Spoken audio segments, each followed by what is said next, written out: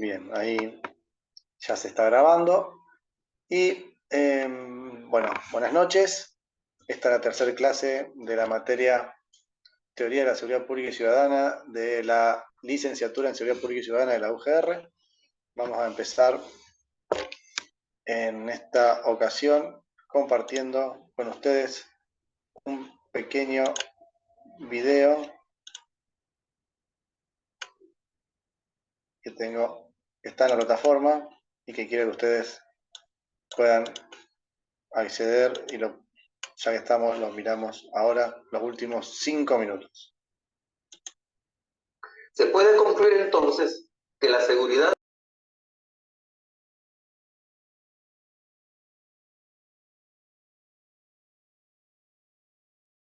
establecieron en versiones distorsionadas y contaminadas por la lógica de la Guerra Fría.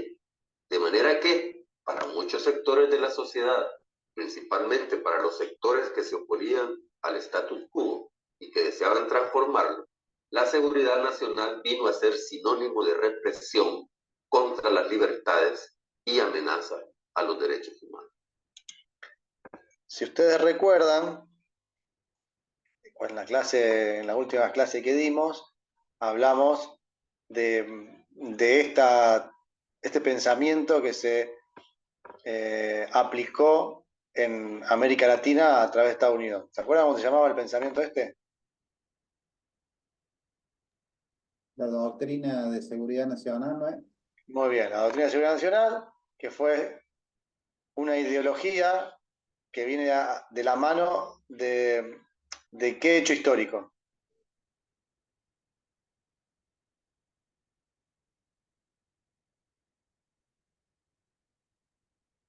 ¿De qué división geopolítica del mundo?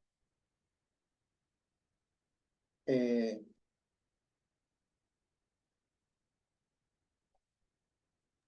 mundo se dividió. No fue después de la Segunda Guerra Mundial. Fue después de la Segunda Guerra Mundial. ¿Qué vino después de la Segunda Guerra Mundial? La La Guerra Fría. Guerra Fría, La Guerra Fría, Guerra la Fría Guerra y la Fría, división de las Alemanias. la Guerra Fría y la bipolaridad del mundo, Estados Unidos por un lado y por el otro lado, Rusia, La Unión Soviética. Unión muy bien, Soviética. la Unión de Repúblicas Socialistas Soviéticas. Esa división llevó a partir el mundo en dos, algunos en apoyo a la Unión de Repúblicas Socialistas Soviéticas y otros en apoyo a Estados Unidos. En América Latina implicó la aplicación de la doctrina de seguridad nacional con una escuela muy particular que formaba a los mandos de las Fuerzas Armadas. ¿Se acuerdan cómo se llamaba esa escuela? La Escuela de las Américas. La Escuela de la América, muy bien. Hasta ahí, para regresar un poco a lo que habíamos hablado. Eso implicó la participación de las Fuerzas Armadas de los países de América Latina en política interior y en hacerse cargo de lo que se considera en ese momento lo que era seguridad estatal o seguridad nacional. Sabemos que la Guerra Fría se evaporó, colapsó un símbolo de ella, el muro de Berlín, en noviembre de 1989, y 2 años después se disolvió uno de sus bastiones, la Unión Soviética. América Latina, de la mano con Estados Unidos, sobre todo después de los atentados contra las Torres Gemelas de Nueva York en septiembre del 2011, volvió la vista a enfoques integrales de la seguridad, pues había nuevas amenazas. Por eso, cuando hablamos de nuevas amenazas, en el texto que tienen que leer ustedes de Molesnik, Molesnik la nombra de otras maneras. ¿Cómo las nombra Molesnik? Con una sigla, 3 letras.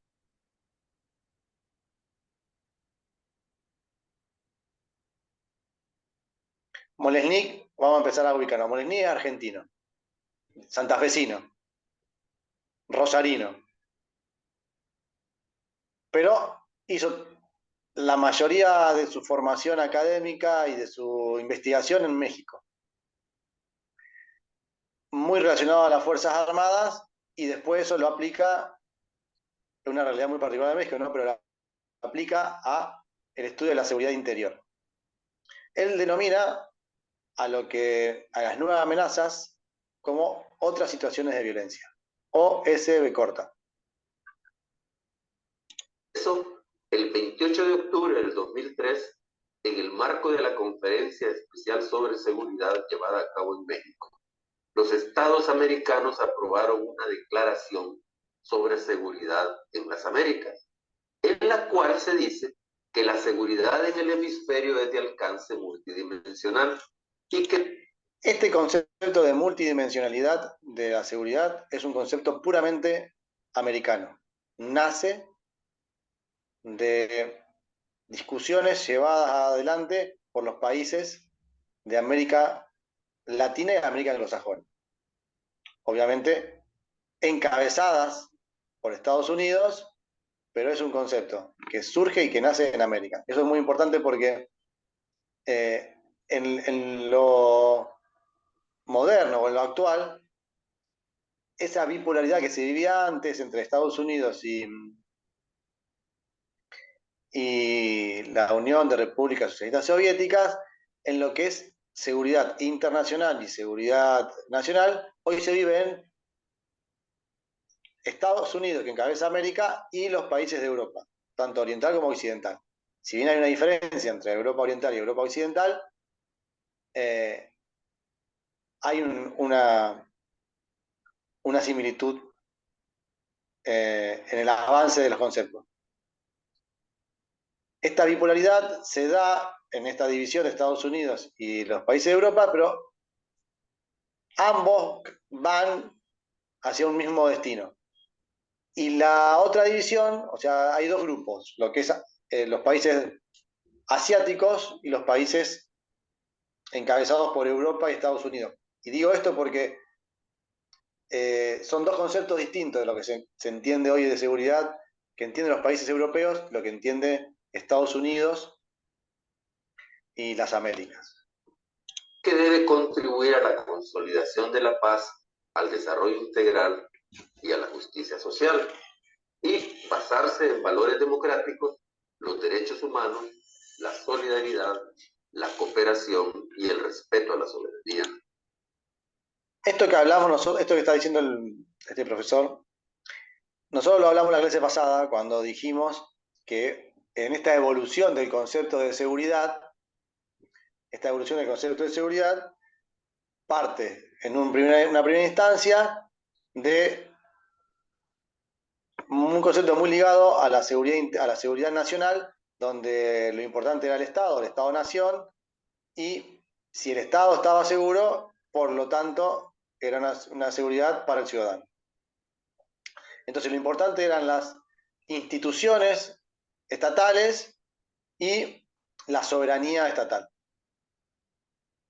Con el avance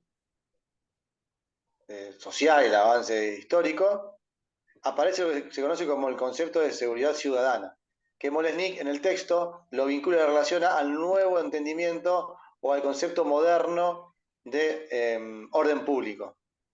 Molesnik relaciona el concepto anterior de orden público o histórico a la doctrina de seguridad nacional y al concepto de seguridad pública, y al nuevo concepto de orden público vinculado o relacionado o como punto de partida de la doctrina de seguridad ciudadana,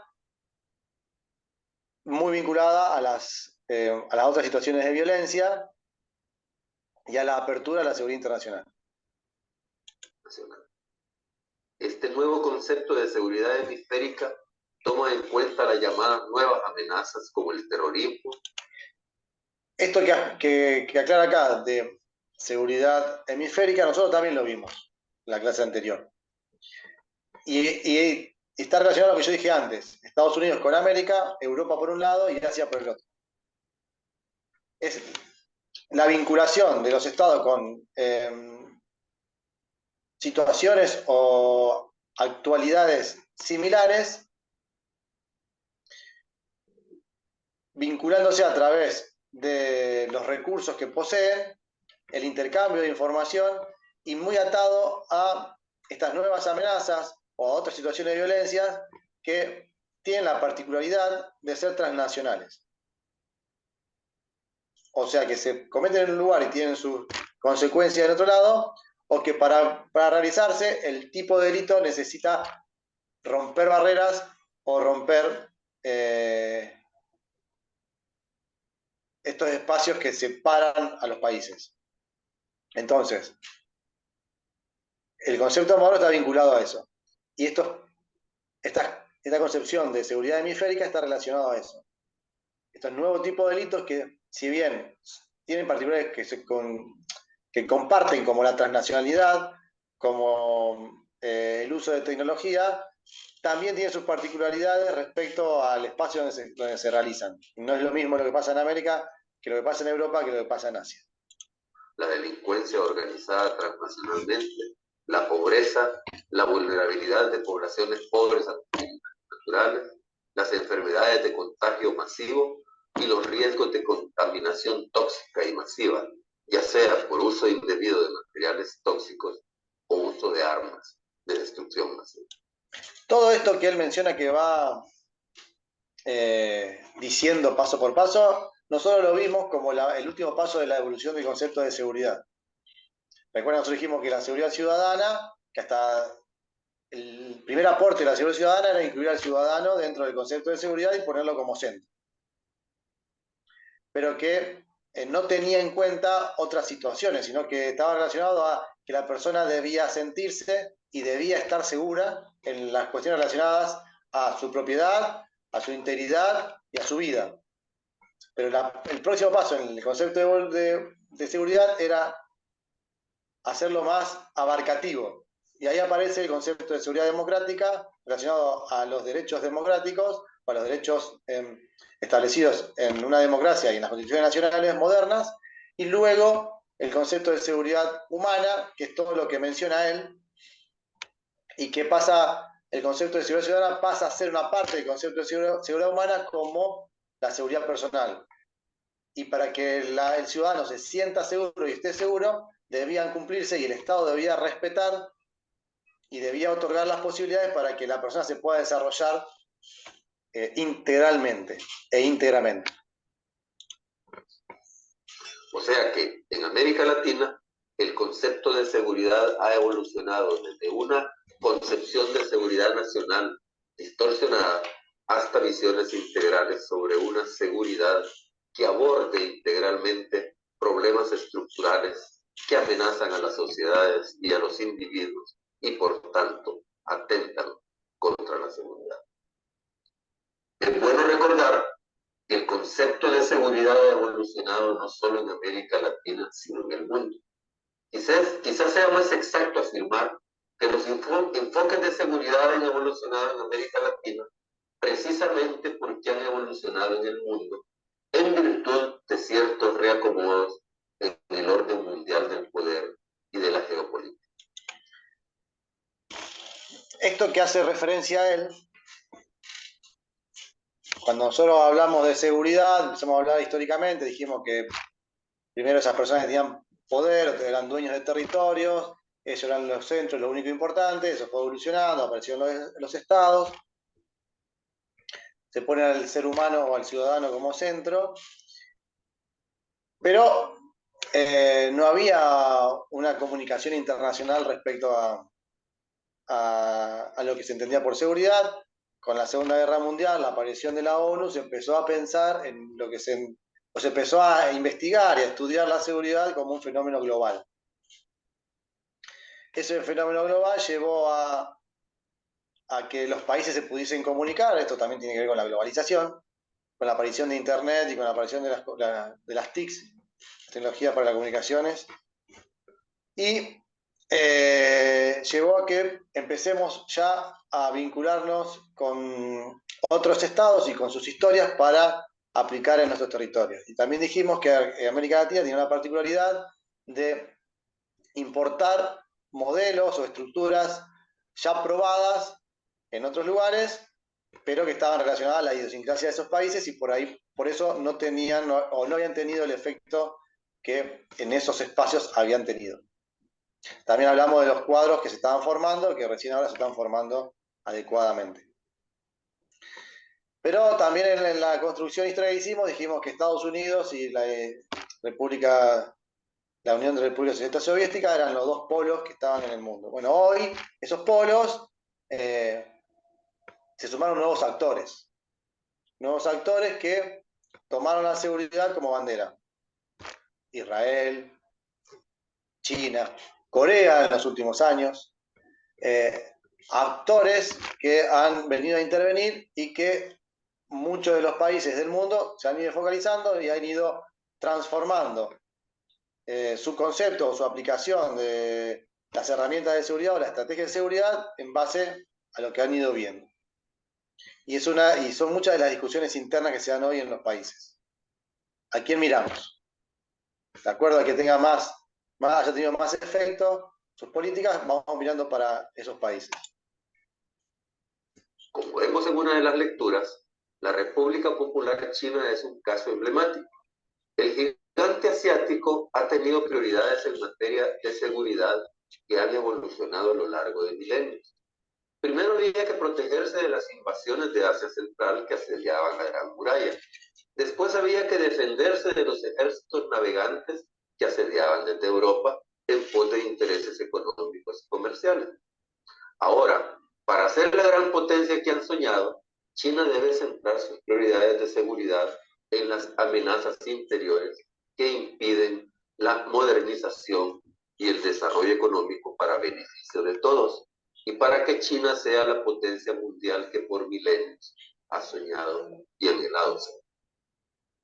Asimismo, la seguridad de China fija sus prioridades en la tendencia a los separatismos y en los activismos sociales disidentes y en otras amenazas silenciosas propias de su etapa actual de desarrollo, como son la llamada ciberguerra y la rampante contaminación ambiental.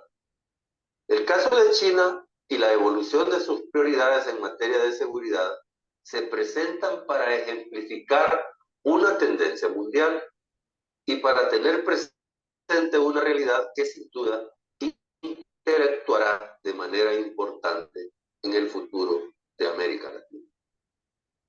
Para propósitos del curso, que aborda nuevos enfoques de seguridad frente a las violencias urbanas, quizás sea aconsejable lo que plantea Francisco Rojas Aravena, repensar la seguridad en América Latina a partir de nuevas demandas conceptuales y a partir del hecho de que el fin de la Guerra Fría abrió una oportunidad para establecer una agenda de cooperación entre los países latinoamericanos y en especial entre la región y Estados Unidos. Bien. ¿Cuáles son las amenazas que hoy están presentes en América Latina?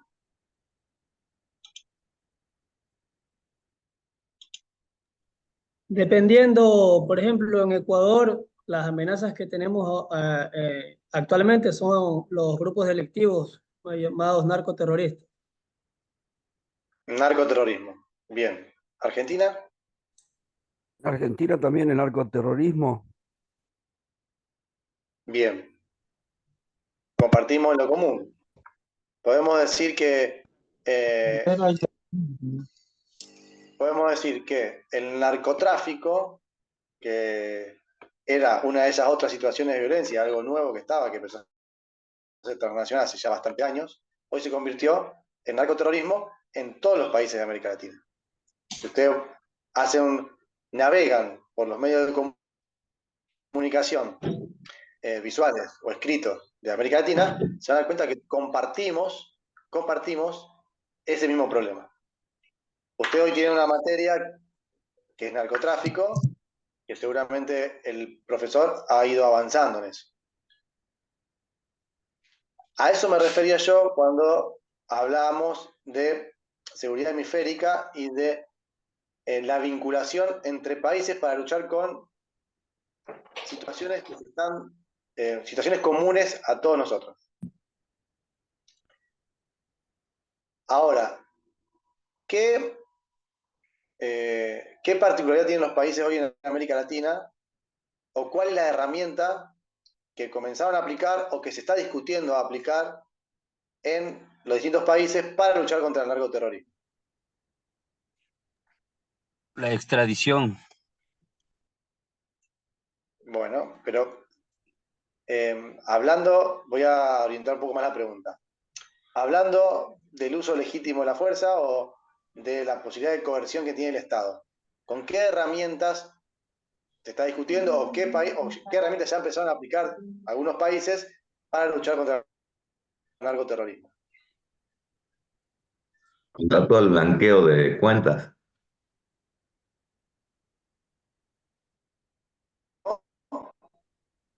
Franco Valli.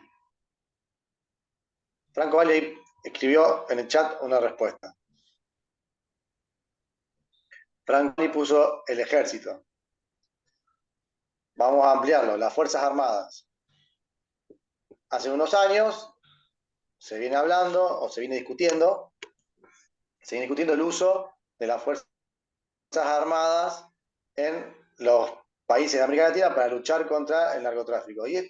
Y esta herramienta que tienen los estados, que han ido evolucionando, nosotros hemos dicho hace 2 semanas ya, que la evolución histórica ha llevado a dividir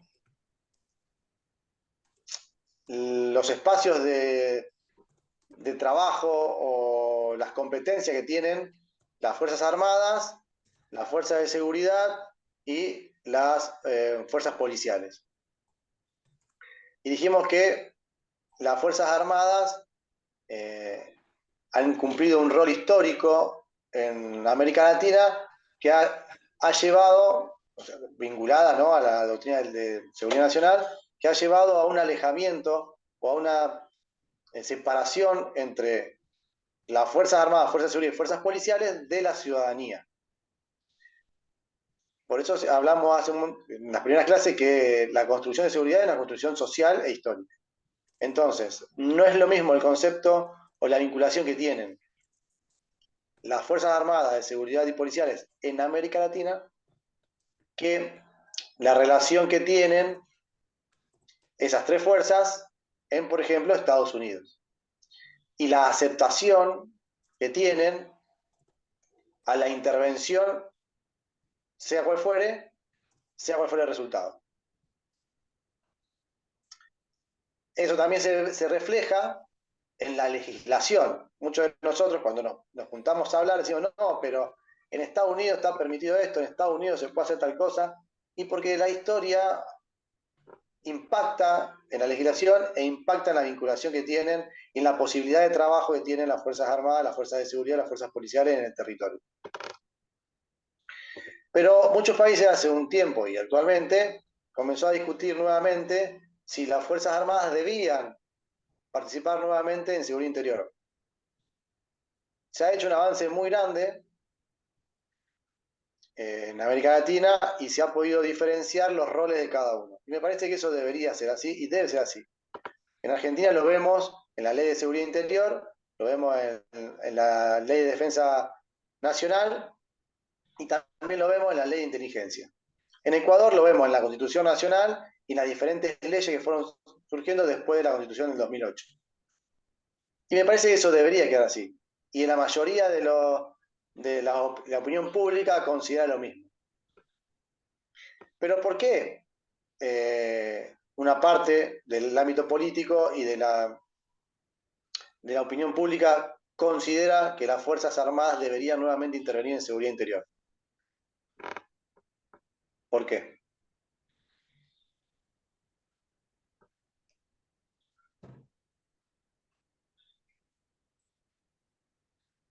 Y porque no hay respuesta policial en una de las razones establece que la fuerza que poseen estos grupos narcoterroristas y estos grupos armados o mafias transnacionales tienen un alto poder de fuego y tienen una superioridad en logística a las fuerzas de seguridad y policiales.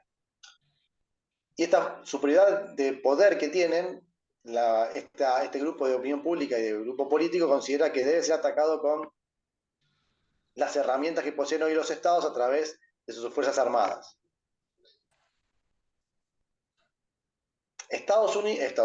México es un claro ejemplo del intento poco estratégico que se ha ido estableciendo para la lucha contra el narcoterrorismo. México, una confederación, tiene la particularidad de tener la posibilidad de tener fuerzas nacionales, fuerzas subnacionales y fuerzas locales. Recuerden que ya vimos la clase pasada los niveles internacional, hemisférico, subnacional, nacional, subnacional y local. Entonces México tiene 3 niveles de fuerzas de seguridad y policiales y el ejército. Los 3 niveles fueron creados de acuerdo a lo que consideraban que necesitaban en su momento para luchar contra el narcoterrorismo. Y todas las fuerzas, como puso un compañero ahí, fueron corrompidas y todas las fuerzas fueron ineficientes en su trabajo. Eso es un caso emblemático para estudiar. México. Todas las fuerzas fueron corrompidas. También el ejército, inclusive el estamento político, porque quienes manejaban, y lo pueden ver, esto que estoy diciendo lo pueden ver tranquilamente en series que están hoy en Netflix, que te marcan la realidad de la evolución de la seguridad en México y cómo él se vinculaba con las fuerzas militares, policiales y las fuerzas políticas. Pero la discusión está. La discusión está y me parece que no debería ser una discusión que esté, sino que debería ser una discusión más orientada a cómo dotamos de herramientas a las fuerzas de seguridad y fuerzas policiales para la lucha contra estas nuevas violencias o contra estas otras situaciones de violencia. Y con relación a eso, les quería mostrar algo que tengo acá, que denme un segundito, se los voy a poner para que ustedes puedan verlo relacionado a esto.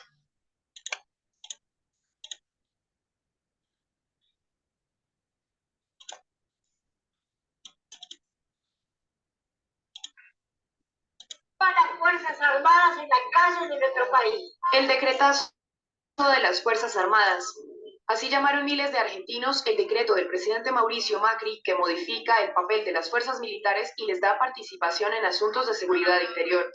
Esto que ha tomado como medida el gobierno de Mauricio Macri es una nueva manifestación del desequilibrio de las normas que este gobierno establece en todos los sentidos y cómo quiere bastardear todo lo que se ha establecido de común acuerdo en los últimos 30 y pico de años de democracia en Argentina. El Ejecutivo defiende que las Fuerzas Armadas no participarán en tareas de seguridad interior, sino que prestarán apoyo logístico para facilitar su desarrollo. Sin embargo, la medida despertó miedo y repudio entre los ciudadanos que temen que se repitan las violaciones a los derechos humanos que cometieron los militares durante la dictadura. El trabajo de las Fuerzas Armadas es defender a su país del país que lo ataca. No está para hacer lo que pasó durante la dictadura, para luchar, para matar a su pueblo de su propio país. El decreto aprobado esta semana afecta a cerca de 70.000 integrantes de la Armada, el Ejército y la Fuerza Aérea. Los ciudadanos aseguran que es inconstitucional y que va en contra de las leyes cualquier participación de las Fuerzas Armadas en seguridad interior, además de modificar su tarea principal, que es proteger la soberanía del país. No a la fuerza.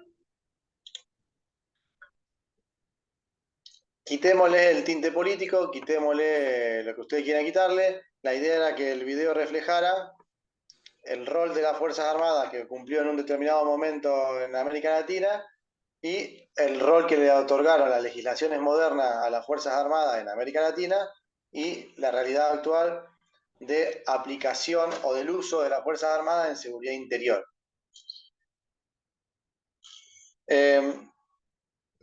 Para que ustedes sepan, por ahí, si, no sé si en Argentina, si los que son argentinos lo saben, pero todo el presidente al momento de asumir establece un decreto que le da la visión que va a tener ese gobierno a las Fuerzas Armadas y cómo van a ser utilizadas durante su gestión. Si usted hace una evolución o van a la página donde están todos los decretos relacionados a la ley de defensa, que dice cómo va el presidente a aplicar lo que la ley de defensa establece, van a ver que depende de cada presidente que estuvo, va a una visión u otra. Y si bien se mantienen en los gobiernos de Fernández de Kirchner, cuando viene Macri, Macri deja sin efecto todo lo que ellos habían hecho, vuelve a la doctrina anterior a los kirchneristas, y cuando se va Macri, nuevamente vuelven a la doctrina que habían implementado los kirchneristas. Y el actual presidente, que es liberal, ha establecido una... No es media entre los dos, porque está más vinculada a potenciar el uso de las Fuerzas Armadas, con una lógica como tenía Macri respecto a la aplicación en cuestiones humanitarias, pero vinculadas a la seguridad, ver cómo apoyar a las fuerzas de seguridad y las fuerzas policiales con la logística que tiene el ejército. Pero ninguno de los dos tenía intenciones de que el ejército cumpla funciones de seguridad interior, o sea, que haga uso de la fuerza y que pueda tener facultades de arresto o facultades de participación en procedimientos de seguridad. ¿Hasta acá alguna pregunta?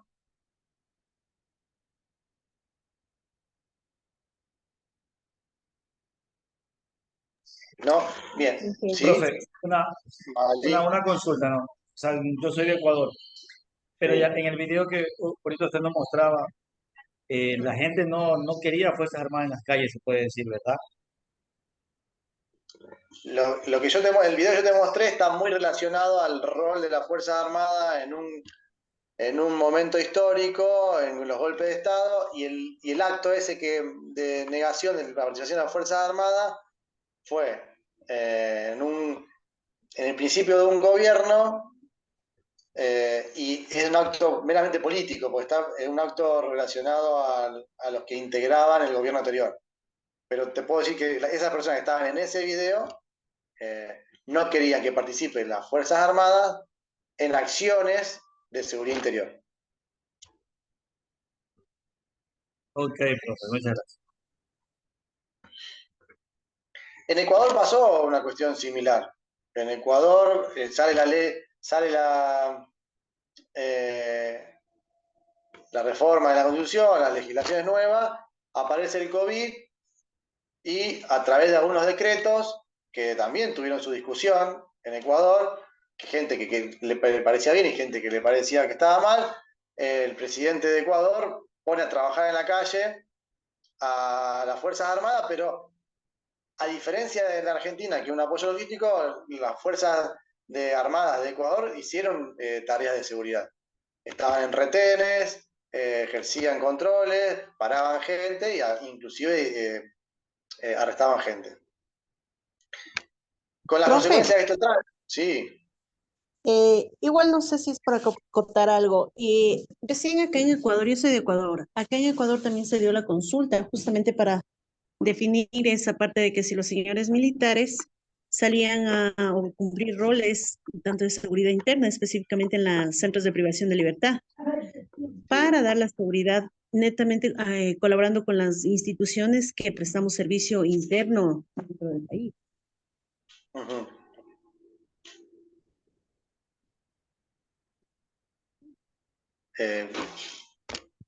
¿Se perdió? Magalí, ¿vos sabés que se cortó? No sé si a mí o se cortó toda la mitad de lo que dijiste. Ya, eso decía que acá en Ecuador se dio la consulta en donde que ganó el sí, para que las Sí, fuerzas militares salgan a lo que es al control y controlen los centros de privación de libertad. Entonces acá sí sí. el gobierno sí consultó y el pueblo pues lo apoyó, lo respaldó en ese aspecto. Pero yo estoy hablando de la época del COVID. En el COVID lo que dieron más fue la seguridad del, como usted lo dijo, controles, los checklists que se llamaba. Claro. Pero ya a raíz de eso ya las Fuerzas Armadas presentaron ya mayor inherencia o mayor trabajo o accionar dentro ya de lo que sería las ciudades, más no ya solamente en los límites territoriales. Ujú. Y todavía se mantiene la participación de las Fuerzas Armadas en la calle. Sí, actualmente sí, porque se emitieron decretos de seguridades contra estos grupos armados, les consideraron ya como grupos terroristas y ellos estaban ya actuando y A, hasta la actualidad ellos todavía actúan. a eso iba. Exactamente a eso iba. Eso, La única profe, forma que tienen hoy la mayoría de las Fuerzas Armadas de participar, o sea, los roles que se le dieron constitucionalmente a las Fuerzas Armadas en América Latina son para la protección de la soberanía y la lucha contra amenazas externas. Y contra las internas cuando peligra la soberanía o ante determinados momentos, como en la mayoría de los países es así, yo diría casi todos, cuando se decreta el estado de sitio. ¿Qué vuelta han encontrado algunos países como Ecuador y que en Argentina está pasando exactamente lo mismo, estamos en las primeras bases de eso, es vincular a los grupos armados de estas nuevas violencias o de narcoterrorismo al terrorismo, para justificar la participación de las Fuerzas Armadas en eso. Entonces, por eso yo te hice la separación de la participación en el COVID, porque fueron decretos directamente del presidente que aprobaba o que pasaba numerarios, por decirlo de alguna manera, de la Fuerza Armada a depender de la comandancia o el comando de la Policía Nacional para que puedan ejercer tareas de seguridad, que son dos situaciones distintas, ¿no? Lo otro fue una prueba, tuvo su gente que la quería y gente que no la quería, y lo que vos estás diciendo ahora es la vuelta política o la vuelta legislativa que le encontraron como para, de alguna manera, doblegar la Constitución Nacional. Porque la Constitución Nacional es muy clara, tanto en Ecuador como en Argentina. Las Fuerzas Armadas tienen este rol y las legislaciones internas dicen este es el rol de las Fuerzas Armadas, pero en distintos países han ido encontrando la manera de que puedan participar en seguridad interior. Que es una discusión que se está dando hace un montón. La evolución fue llevando a que las fuerzas policiales y las fuerzas de seguridad se democratizaran, sean más una parte de la sociedad. Eso llevó, o algunos socialistas, o unas personas que estudian sociología, consideran que ese ablandamiento de las fuerzas de seguridad llevó a, vinculado a las situaciones económicas, a las situaciones sociales, llevó a un empoderamiento de los grupos delictivos, y hoy las fuerzas policiales han quedado muy democratizadas, por decirlo de alguna manera. No es que esté mal, sino que quiero decir que las consideran más blandas a las fuerzas policiales, y los grupos armados o los grupos delictivos han tomado mayor poder y han crecido logísticamente.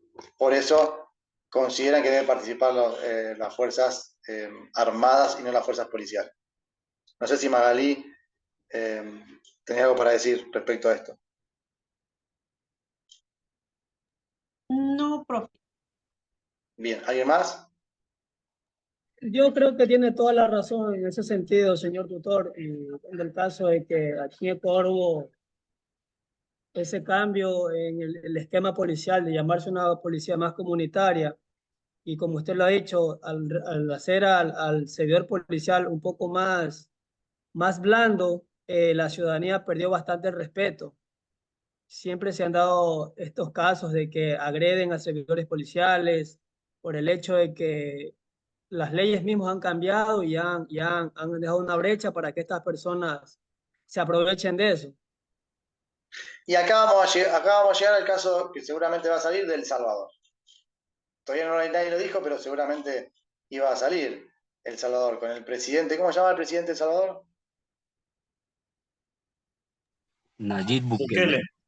A ese lo conocen todos, porque todos lo miran continuamente para ver lo que está haciendo y lo que hizo. Bukele. Profe. Sí, Perdón, ¿quién profe. me está hablando? Diego. ¿Sí me escuchan? Yo creo que hay que partir de un punto importante y que creo que corresponde a lo que es Latinoamérica, en especial de lo que se tiene bastante arraigado, la corrupción en la política. Entonces, a breve resumen de lo que está pasando acá en Ecuador, de lo que se realizó la consulta, de los recursos, de la intervención de Fuerzas Armadas, etcétera, siempre es como que nos damos la vuelta en el mismo punto para llegar a lo mismo, porque realizamos todos los trabajos, todos los hechos contra el terrorismo que ahora se manifiesta, pero tenemos en contra el tema de que hay ciertos partidos políticos que se oponen acá en el Ecuador al uso progresivo de la fuerza. Por tal motivo, tanto policía en especial como Fuerzas Armadas no puede realizar su trabajo al 100%. Entonces, ahí viene la discusión de a qué momento cambiamos la política como lo está haciendo Bukele. Eso, profe. Bien, gracias por tu participación. Mientras vos ibas hablando, yo iba mirando los mensajes que iban escribiendo y parecían todos votantes de Bukele, todo el bravo Bukele, falta que saquen las porras y lo aplaudan.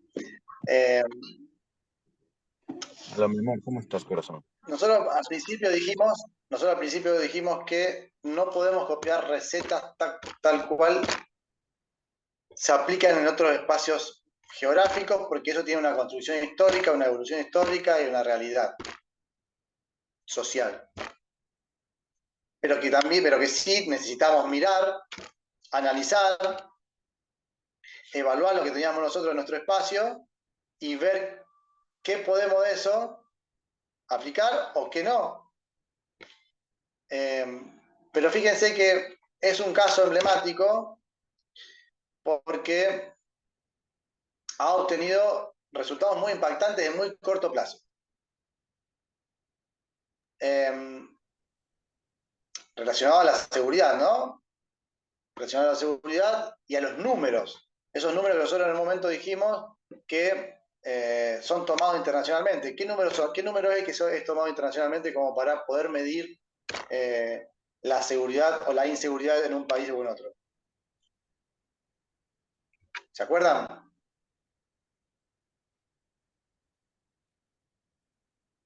Era una tasa. Ecuador en un momento tuvo... La tasa de asesinatos, profe. La tasa de homicidio cada 100.000 habitantes. La tasa de homicidio cada 100.000 habitantes. Ecuador había tenido un montón en un momento, la baja a menos de 2 cifras, y después cuando un año antes de la pandemia, durante la pandemia empezó a aumentar de vuelta en Ecuador. Argentina siempre se mantuvo entre los primeros lugares, con la particularidad que en los últimos años la provincia de Santa Fe siempre está por arriba del promedio nacional, y en particular Rosario, que rompe con todos los números y todas las barreras en el país y hace de alguna manera subir un poco la tasa nacional. Nayib Bukele logró hasta inclusive tener, y lo ponía como bandera, tener días sin homicidio. Pero lo que yo quiero que veamos y esto nada más vamos a ver de El Salvador en esta clase, más adelante vamos a ver otras cosas, es que para que pueda trabajar el ejército, él tuvo que declarar estado de sitio.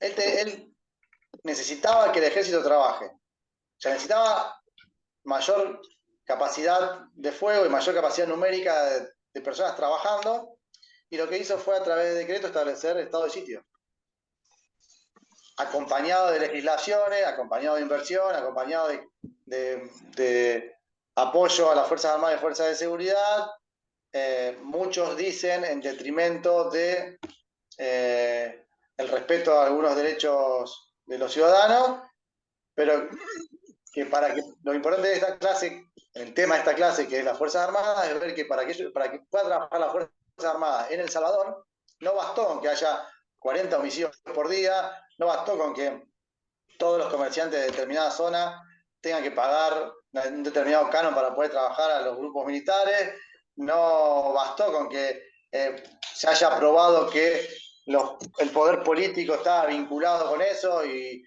tomaba decisiones en base a lo que estos grupos le permitían hacer. No bastó eso para que se pueda aplicar o para que puedan intervenir las Fuerzas Armadas. Necesariamente tuvo que haber una cuestión administrativa legal para que pudiera intervenir. Profe. Y tuvo resultados. Entonces, esa pregunta sigue hoy en día.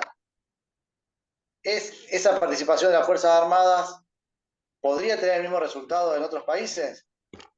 Y eso depende del análisis que haga cada uno de ustedes, porque una de las particularidades de ser licenciado es poder analizar. Y en ese análisis profe, poder sacar disculpe que le conclusiones. interrumpa. Sí, José Nazareno. Hay que tomar en cuenta también que El Salvador es un país bastante pequeño, su población es creo que 5 millones, entonces para países de Latinoamérica, por ejemplo Ecuador 18 millones, Argentina me imagino está por encima de los 40 millones, no lo veo tan factible en ese sentido por la cantidad de personas.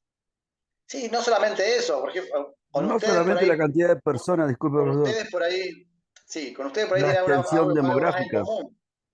Con ustedes tienen algo más en común, la zona geográfica, la historia, la división política, que con nosotros la tienen. Nosotros en Argentina y en otros países somos federales y tenemos la seguridad interior dividida en las 23 provincias.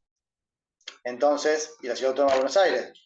Que eso ustedes no lo tienen, y Ecuador, cuando hablo de Ecuador, y El Salvador tampoco. Entonces, por eso digo que nosotros necesitamos, como licenciados, y ustedes también tienen que empezar a no solamente ver los resultados, sino ver el proceso y ver el antes del proceso y antes de la aplicación de las políticas, para poder ver si, como muy bien vos observaste, las particularidades de El Salvador pueden ser trasladadas a otro, más allá del pensamiento, más allá de los resultados, ver el proceso. Porque los resultados son una consecuencia del proceso y de la realidad de ese momento de ese determinado país. Bien, ¿alguna observación más? Profe. Sí. Una consulta, el nuevo gobierno se alineó con Estados Unidos e Israel, lo que para mí plantea un nuevo paradigma en cuanto a la seguridad y el terrorismo internacional. ¿Estamos nosotros preparados como para poder enfrentar una situación de ese nivel? Cuando decís nosotros, ¿quiénes somos? ¿Y a qué te referís con una situación como esa? Y, por ejemplo, que se empiecen a atacar objetivos israelíes en la Argentina, como pasó a principios de la década de 90. Vos te fuiste a lo que está pasando ahí, el conflicto armado con Israel.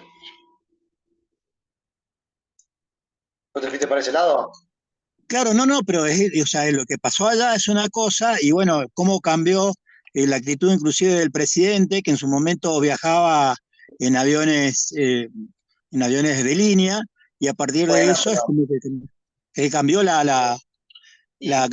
paradigma en cuanto a la seguridad nacional de la Argentina. Bueno, pero lo que pasa es que no te digo la seguridad nacional argentina, eso no. Sí te puedo decir la seguridad personal del presidente, ha tomado unas medidas distintas a las que venía tomando, pero que eso lo tenés que ver. O sea, cuando fue el presidente Saúl Menem, que él tenía otra ascendencia, él tenía que cuidarse de otros ataques más políticos que militares.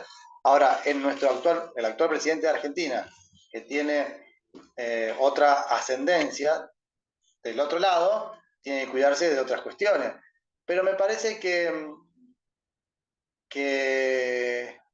no tiene si bien puede tener una parte que ver con la situación que están viviendo en esa parte del mundo, creo que está más vinculado a otras cuestiones internas nuestras de Argentina y no tanto a eso. No te digo que no, porque me imagino, el presidente tomó una postura respecto a lo que pasó con la AMIA y que están vinculados los países que hoy están en conflicto. Entonces también me imagino que las decisiones que han ido tomando respecto a su seguridad personal está vinculado a lo que pasa interiormente en Argentina actualmente y a lo que está pasando a un nivel más geopolítico, a nivel del conflicto armado que está viviendo el país de Israel. Pero era un tema distinto a lo que estábamos tocando hoy acá.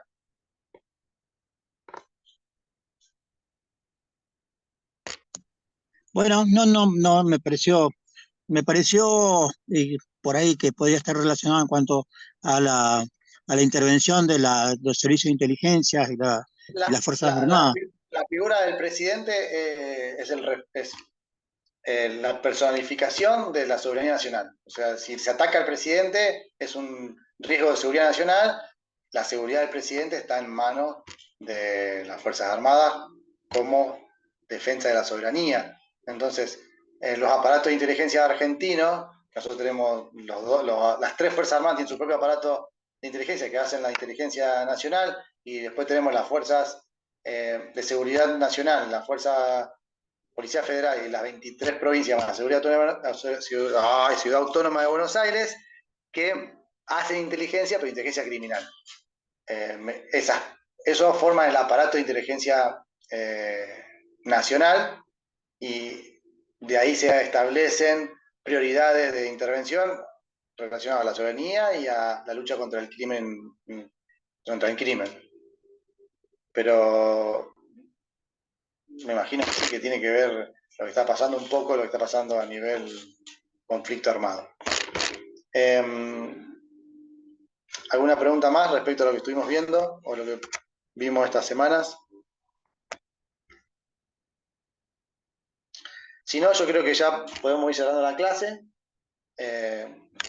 para dejar abierto que no dure mucho más y que se pueda ver después durante la semana. Y con esto la idea era hacer una evolución de las Fuerzas Armadas, el concepto de orden público y la intervención actual de las Fuerzas Armadas en los países de América Latina. Si ustedes leen los dos textos que están en la semana 6 y en la semana 7, van a profundizar en esto que vimos hoy, y muchas de las preguntas que ustedes tenían van a estar respondidas en esos dos apuntes.